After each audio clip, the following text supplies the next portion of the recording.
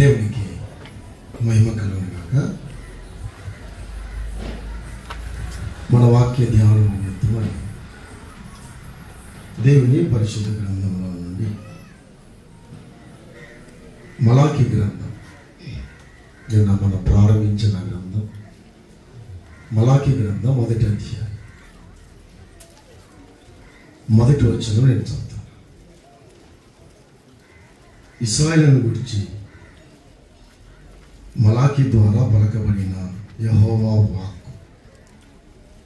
అదే 1వ అధ్యాయం 6వ వచనం. కుమారుడు తన తండ్రిని గణపరచును కదా, దాసుడు తన యజమానుని గణపరచును కదా. నా నామం నిర్లక్ష్య పెట్టి యాజకులారా, నేను తండ్రిని అయితే నాకు రావలసిన ఘనత ఏమాయను, నేను యజమానుడైతే నాకు భయపడేవాడు ఎక్కడున్నాడని సైన్యములకు యెహోవా నేను మిమ్మల్ని అడగగా, ఏమి చేసి నీ నామమును నిర్లక్ష్య పెట్టితమని మీరందరూ. చదవబడిన లేఖన భాగాలను దేవుడు మన ఆత్మల కొరికే తాను దీవించి ఆశీర్వదించు. చిన్న ప్రార్థన చేస్తాం. పరిశుద్ధమైన మా తండ్రి, పరలోకమందున్న ప్రియ ప్రభువా, మీకు వందనాలు, స్తోత్రాలు, స్తుతులు చెల్లిస్తాను. మాకు ఇచ్చిన రక్షణ బట్టి స్తుతిస్తాను. 25 సంవత్సరాల సిల్వర్ జూబిలీ ఈ సభలో మీ దాసులను చేర్చినందుకు స్తోత్రాలు. మీ దాసులు పాల్సులాకరణ అలాగే సంఘాన్ని ఇంతకాలం మీరు వర్ధిల్లో చేసి మీరు అభివృద్ధి చేసినందుకు స్తుతిస్తాను.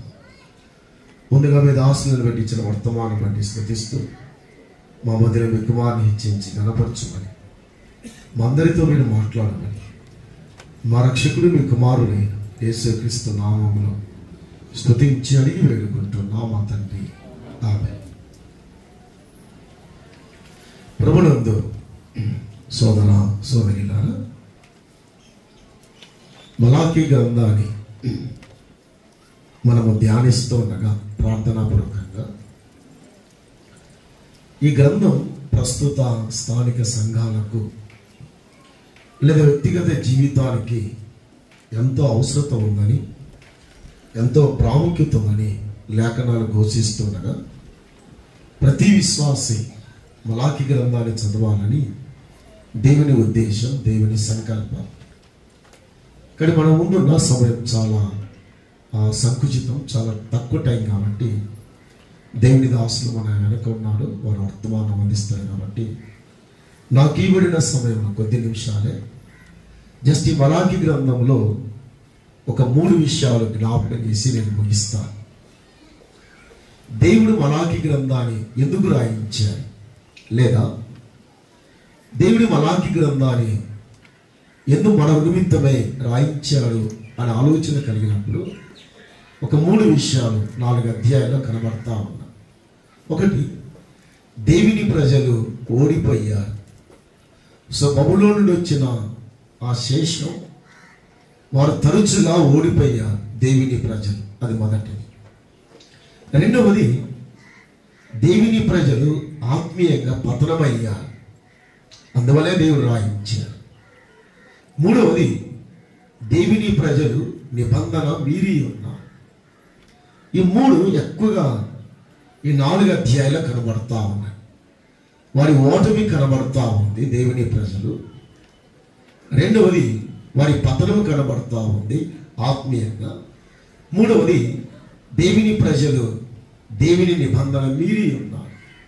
మొదటి అధ్యాయంలో వారి ఆరాధనలు నిబంధన మీరి ఉన్నారు. రెండవ అధ్యాయంలో లేవీలు, యాజకులు నిబంధన మీరి ఉన్నారు.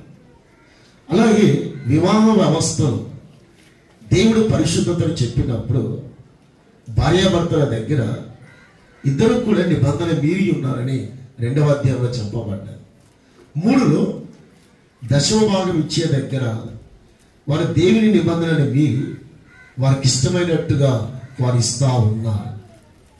4వ అధ్యాయంలో వారు దేవుని దినం యొక్క రాకడ కొరకు ఎదురు చూస్తున్నారు, కానీ సరైన విధానములో వారు ఎదురు చూడట్లేదు కాబట్టి వారు దానిని మీరి ఉన్నారని మలాకి రాస్తున్నాడు.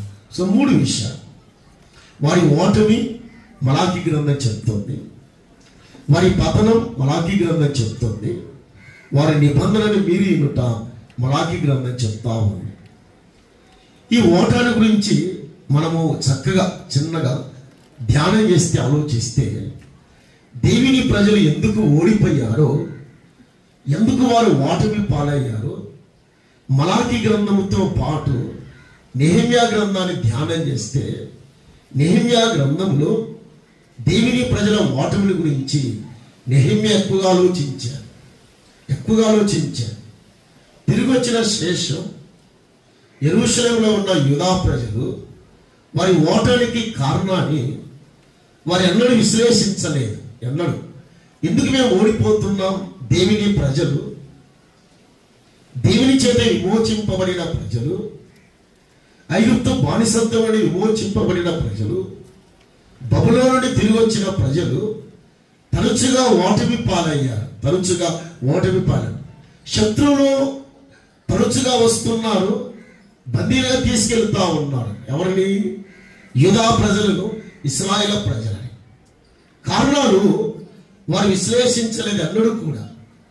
ప్రియ విశ్వాసం మాట అడుగుతున్నా నేను కూడా, ఎన్నిసార్లు నీ ఆత్మీయంగా ఓడిపోయావు?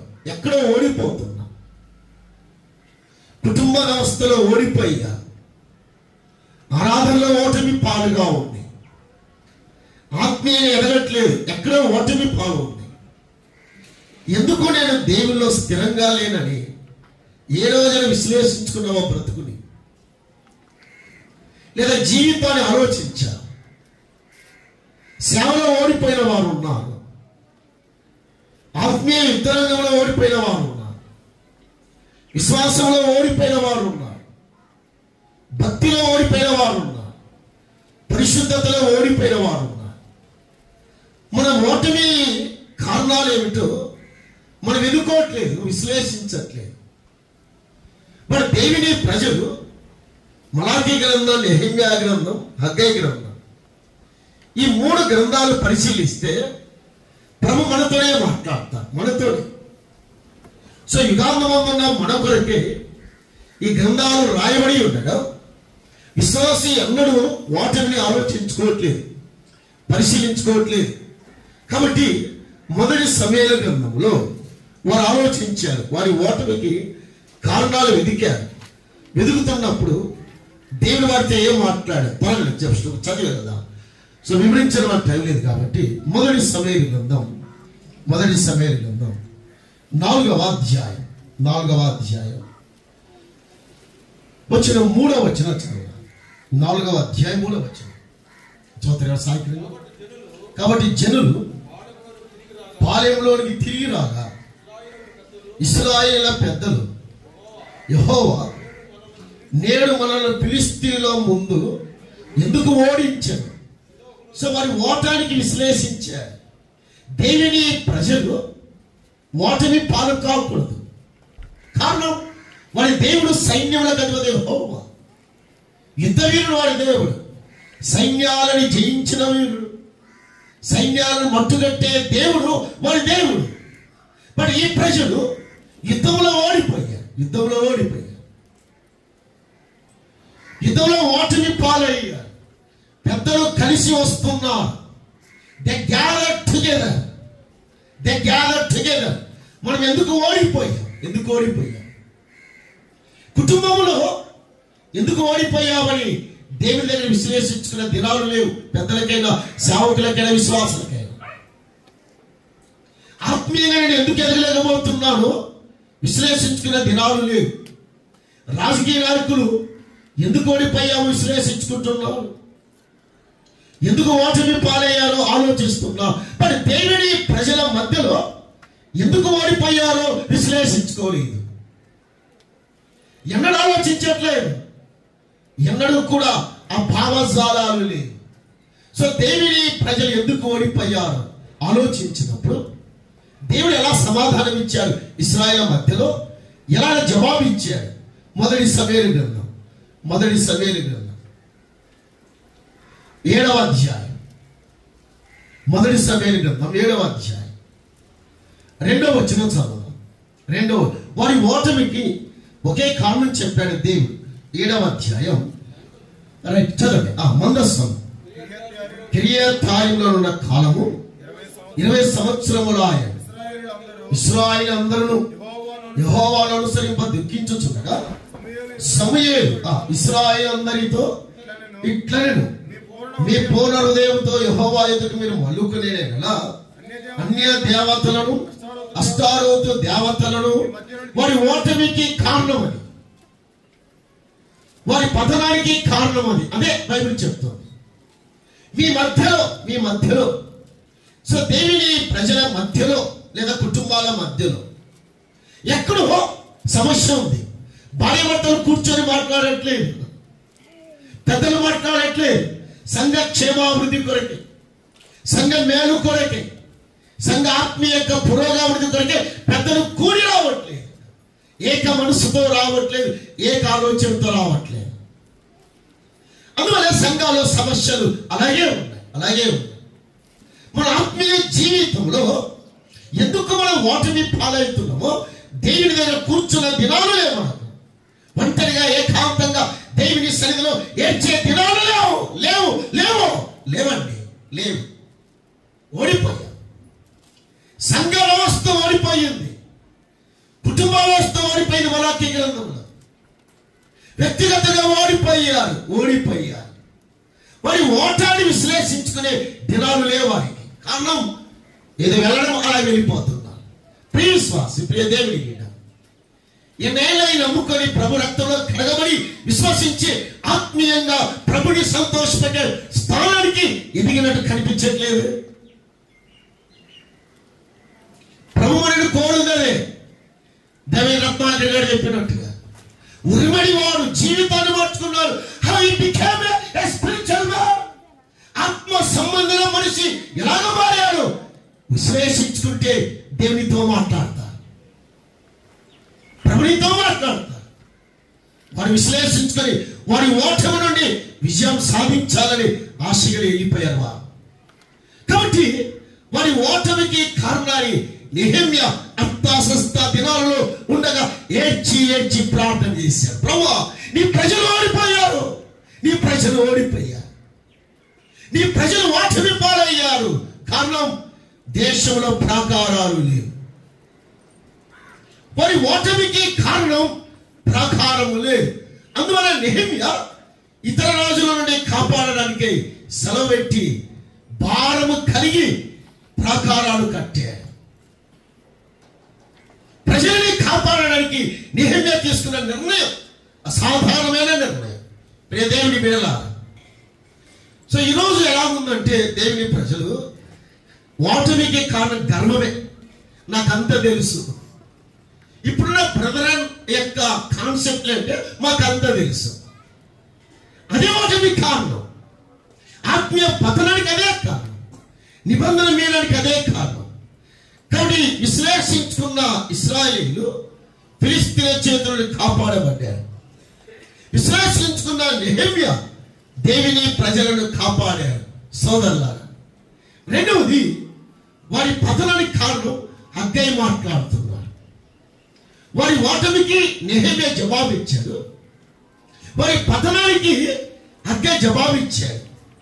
వారు ఆత్మీయంగా పతనమయ్యారు. దేవుడిచ్చిన ఆచారాలు కట్టడాలు వారి మీరుల ద్వారా ఆత్మీయంగా పతనమయ్యారు. కాబట్టి దేవుడు హగ్గైని లేపాడు. ఇక మలాకీ గ్రంథానికి వస్తే మలాకీ గ్రంథం అంతా కూడా వారు ప్రశ్న వేయడం, దేవుడు జవాబు చెప్పారు. సో డైలాగ్ రాయబడింది ఈ మలాకీ గ్రంథం. వారు ప్రశ్న వేస్తున్నారు, దేవుడు జవాబిస్తారు. సో ఈ మలాకీలో గ్రంథంలో వారి నిబంధన మీరి ఉన్నారు. ఒక 4 విషయాలు చెప్పి దేవిదాసుని నా టైం అయిపోయింది త్వరగా. సో వారి నిబంధన మీరి ఉన్నారు. నిబంధన మీరటం ద్వారా 4 విషయాలు వారిలో కనిపించలేదు. ఒకటి, వారు దేవుని భయాన్ని కోల్పోయారు. సోదరులారా, సో మలాకీ గ్రంథంలో దేవుని ప్రజలకు భయం లేదు. అసలు భయమే లేదయ్యా, భయం లేదు. వారు దేవుని మందిరానికి వస్తున్నారు కానీ భయం లేదు వాడికి. 6వ వచనంలో నాకు భయపడేవాడు ఎక్కడ అన్నాడు. దేవుని ప్రజలే వారు, దేవుని సన్నిధికి వస్తున్నారు కానీ దైవ భయం లేదు. దైవ భయం లేదు. రెండవది, దేవుని సన్నిధికి వస్తున్నారు కానీ దేవుని పట్ల విధేయత లేదు వారికి. వారు దేవుని నిబంధన మీరుట ద్వారా మన దేవుని భయం బొత్తిగా లేదు. రెండవది, విధేయత లేదు వారిలో. మూడవది, దేవుని ప్రజలు పవిత్రంగా లేరు ఇక్కడ. నాలుగవది, దేవుడు చెప్పింది వారు చేయట్లేదు. సోదరి సోదరుల, ఈ నాలుగు జస్ట్ అలా చెప్పిన ముగిస్తా. వారికి దేవుని భయం లేదు. 6వ వచనంలో, 2వ అధ్యాయంలో పవిత్రత లేదు. ఇదే మొదటి అధ్యాయంలో విధేయత లేదు. ఇదే మొదటి అధ్యాయం 10, 11లో వారు దేవుడు చెప్పింది చేయట్లేదు. సోదరి సోదరా, చిన్న ప్రశ్న ఇస్తున్నా. కూర్చున్న మీలో ఎంతమంది దేవునికి భయపడుతున్నారు? వాస్తవంగా దేవునికి భయపడుతున్నారు. దేవుని ప్రజలు దేవుని సన్నిధికి వస్తున్నా కూడా దైవ భయం లేదు. దైవ భయం లేదు. వారి దేవుని నిబంధన మీరుట ద్వారా పవిత్రత లేరు. వారి జీవితంలో దేవుడు చెప్పింది చేయట్లేదు. కానీ దైవ భయాన్ని గురించి చెప్తే చిన్న మాట చదివి మళ్ళీ నేను అక్కడికి వస్తాను. ఆది కాండం 42వ అధ్యాయం. ఆది కాండం 42వ అధ్యాయం 18లో వచ్చింది. 18 3వ దినమున యోసేపు వారిని చూచి, నేను దేవునికి భయపడేవాడు మార్చలేదు. నేను దేవునికి భయపడేవాడు. పొతీఫర్ భార్యతో కూడా చెప్పాను, మా ఈ పాపము చేయజాలను, నా వల్ల కాదు నా వల్ల కాదు. కారణం దేవునికి భయపడేవాడు. నీ భర్త ఇంట్లో లేడు. నీ భర్త ఇంట్లో లేడు. పనివాడు ఎవరు లేరు. ఒంటరిగా ఏకాంతగా మనమిద్దరమే ఉన్నాం. కానీ దేవునికి భయపడేవాడిని. నీతో పాపము చేయుట అసాధ్యం. చచ్చేల సస్త గాని ఈ పాపము చేయజాలను, నా వల్ల కాదు. కారణం దేవునికి భయపడేవాడిని. దేవునికి భయపడేవాడిని. దేవుని భయము లేని వారే పాపం చేస్తున్నారు. పెద్దలు, సేవకులు, విశ్వాసులు నీళ్లు దాగినట్టు కాదా? నువ్వు కాదా? ఎంత నటిస్తున్నాం మనం, ఎంత నటిస్తున్నామయ్యా దేవుని సన్నిధిలో. ఇశ్రాయేలు మలాకీ గ్రంథములో దేవుని సన్నిధికి వస్తున్నప్పుడు వాళ్ళ దేవుని భయం లేదు. ఉందా భయం? దేవుని సన్నిధి అంటే భయం ఉందా? దేవుని ఆరాధించే భయం ఉందా? దేవుని స్తుతించే భయం ఉందా? యోసేపు పాపము దగ్గర భయపడ్డాడు. పాపాన్ని చూస్తే పారిపోయాడు యోసేపు. పాపాన్ని ఎత్తుకోలే. తర్వాత ఆలోచిద్దాం. తర్వాత అక్కడి నుండి ఆలోచించకుండా దేవుని భయం కలిగిన వాడు కానీ పరిగెత్తుకొని పోయాడు పాపం నుండి. ప్రియ విశ్వాసి, నిజమేనా? బ్లాండీడ్ ఒక మాట అన్నది ఎప్పుడు అది గుర్తొచ్చేది నాకు. తను బీటెక్ చదివిన అమ్మాయి. సో ఒక గదిలో ఇలాగా హాల్లో కూర్చోబెట్టినప్పుడు పోలీస్ ఆఫీసర్ ఒక మాట అడిగాడు రష్యాలో, అమ్మాయి నీ పెళ్లి చేస్తాం, నేను ఉద్యోగం ఇస్తాం, అన్ని హంగులు ఇస్తాం, కానీ నువ్వు చేయవలసింది పాపం అన్నాడు. అమ్మాయిని, సార్ నా పెళ్లి రద్దయినా పర్వాలేదు, నా వివాహ వ్యవస్థ ఆగిపోయినా పర్వాలేదు, బట్ మీరు చెప్పిన పాపం చేయజాలు. కారణం నేను దేవునికి భయపడే అమ్మాయిని. పోలీస్ ఆఫీసర్ తట్టుకోలేక అమ్మాయిని కరెంటు షాక్ ఇచ్చి కాల్చి వేసినప్పుడు నల్ల మసిమొగిలాగా కాలిపోయింది. సార్, దేవునికి భయపడే అమ్మాయిని పాపము చేయలేదు.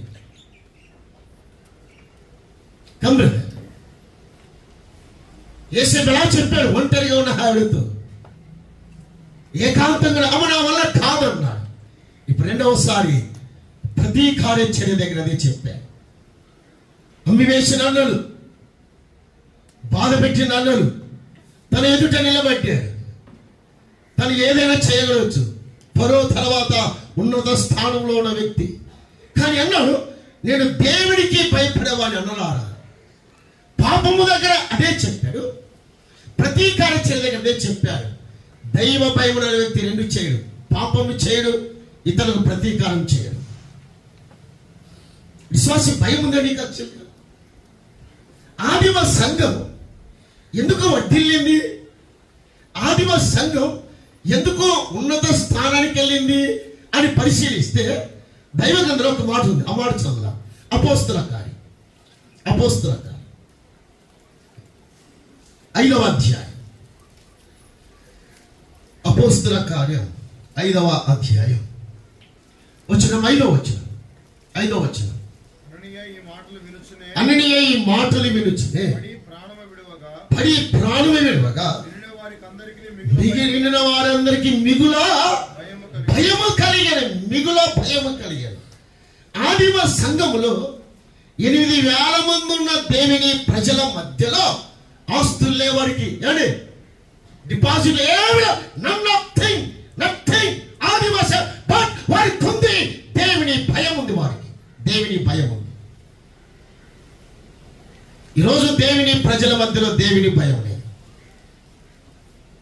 దేవుని భయం లేకనే నిశ్చలవిడిగా పాపం చేయడం, వారు కోరిన సమయానికి రావడం, ఆరాధనలకు వారు ఇష్టానుసారంగా సంఘంలో ప్రవర్తించడం. అందరూ తిమోతి జీవము గల దేవుని సంఘంలో జనుల ప్రవర్తన, హౌ దేర్ యాటిట్యూడ్, దైవ భక్తి కలిగి ఉన్నారా లేదా ఒకసారి పరిశీలించు, పరీక్షించు. నీకు ఆనబెట్టుచున్నా, నీకు తెలియజేస్తున్నా, వారి ఓటమికి కారణం నిబంధన మీరడం ద్వారా వారి విశ్వాస జీవితంలో, వారి ఆత్మీయ జీవితంలో నాడైనా నేను ఒకటే. సో భయం లేదు, విధేయత లేదు, పవిత్రత లేదు. వారు దేవుడు చెప్పింది చేయట్లేదు. దేవుడు ఇశ్రాయేలుతో ఏ నిబంధన చేశాడు అని పరిశీలిస్తే ద్వితీయోపదేశ కాండం 10వ అధ్యాయం 12వ వచనం 10-12. కాబట్టి ఇశ్రాయేలు నీ దేవుడిని యెహోవాకు చేసిన నిబంధనలు చూడండి, భయపడి. సో ఒకటి భయపడాలా, రెండవది నడుచుకోవాలి, మూడవది అక్కడ సేవించాలి, నాలుగవది ఆయన చెప్పింది చేయాలి. సో ద్వితీయోపదేశ కాండం 10వ అధ్యాయం 12వ వచనంలో ఈ ఆయనతో చేసిన నిబంధన అది నిబంధన. బట్ మలాకీ గ్రంథానికి వచ్చేసరికి దేవుని ప్రజలు ఆ నిబంధన మీరి ఉన్నారు. సోదరులారా, ఎప్పుడైతే దేవుని ప్రజలు దేవుని నిబంధన మీరారో, వినండి బాగా, మీరారో ఇక జరగరాని సంగతులు జరిగాయి, ఇక జరగరాని సంభవాలు జరిగాయి. ఆ రోజు అప్పుడు ఈ రోజు అలాగే ఉన్నాయి, సేమ్ ఒకటి, ఏ తేడా లేదు. సంఘములో జరగరాని కార్యాలు జరుగుతున్నాయి, సేవకుల మధ్యలో జరగరాని కార్యాలు జరుగుతున్నాయి, విశ్వాసుల మధ్యలో జరగరాని కార్యాలు జరుగుతున్నాయి. కారణం వారు దేవుని నిబంధన మీరి ఉన్నారు.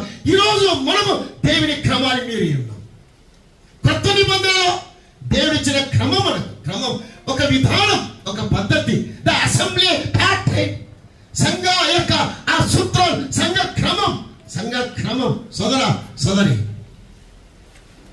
జరగరాని కార్యాలు జరుగుతున్నాయి. కారణం దైవ భయం లేదు. మనకున్న ఆత్మీయ కొలతలు నిలువుగా ఆ విధంగా మనం పడగొట్టాం. మనం ఆత్మీయంగా పతనమైన, ఆత్మీయంగా దేవునికి వ్యతిరేకంగా జీవిస్తున్నాం.